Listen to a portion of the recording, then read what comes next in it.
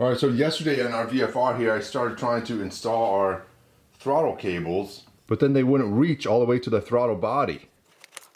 They're very close, but not close enough. So even though I just raised these handlebars up the other day, I'm gonna drop them down, get this throttle attached, and then see how much slack we have to raise them back up.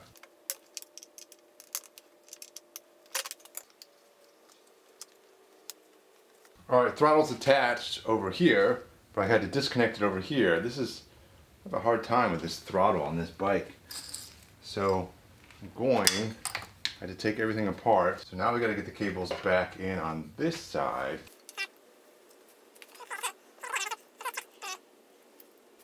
Alright, so I've got the throttle cables back on here. The question now is just, where can I set this? The height on this thing. And you can see the higher I bring it, the more it has to turn this way. So the lower I get it, I almost have to have it all the way down, I guess. I can always get longer cables or make longer cables, but yeah, I think at the moment we are stuck with like that, because this is all, I've got this all the way over to this side. So that's the longest it's going to need to be, and yeah, my cables are about like that. Throttle is on.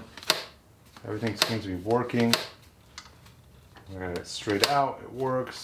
I've got full stop, it works. Got full stop the other way, it works. Alright, another issue I've got here is that if we turn the bike all the way this way, bam, or this reservoir for our hydraulic clutch, it's coming into contact with this part of what was our front fairing sort of mount. It's partly because this guy is pushed in. It's in further than this one is out further. Ultimately, I'm going to rebuild this whole front end part here if I'm even going to be using this at all. I'm not sure. And so I'm just going to cut this part off. All right, over on the left-hand side of the bike is where our kickstand lives. Is what's left of our kickstand switch. And mine is all busted up from the accident this bike had. Plus, I don't really like kickstand switches, they just confuse me. So I'm gonna bypass this one. Previously, I used a little jumper wire and that seemed to work. So what I'm gonna do now, because I'm gonna eliminate this thing, is I'm gonna turn this connection point here into a jumper wire. So I'm just gonna cut these wires, connect them together, and then I can just plug this thing back in, and I will have jumped that whole circuit that was the safety switch. So I'm gonna go ahead and take this tape off of here, kind of see what we're dealing with. Pliers here, switch off. I'm just going to pull this all the way through, and then this stuff I tend to hold on to because it's useful later on some other project. So now we just got these extremely long wires here, which we don't need, but the concept is just to attach this together so it's just one loop. I only need them to be so long here, so I'm going to cut it again like up in here, and we'll strip these like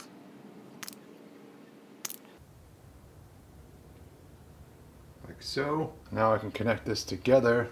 Yeah, right now for the purposes of testing and everything, I'm just going to crimp it together with one of these connectors. So yeah, these are just little tiny, like sort of U's, and I can crimp that together.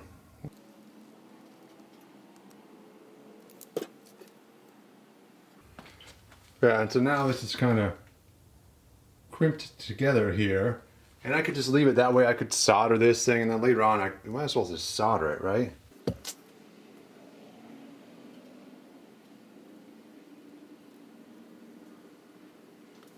I think that should be soldered pretty good. All right, now I'm going to put some heat shrink on there. All right, now I'm going to go ahead and install this guy back in its original spot here. And we should be good to go. Tuck that away. I can reinstall all this stuff and be happy.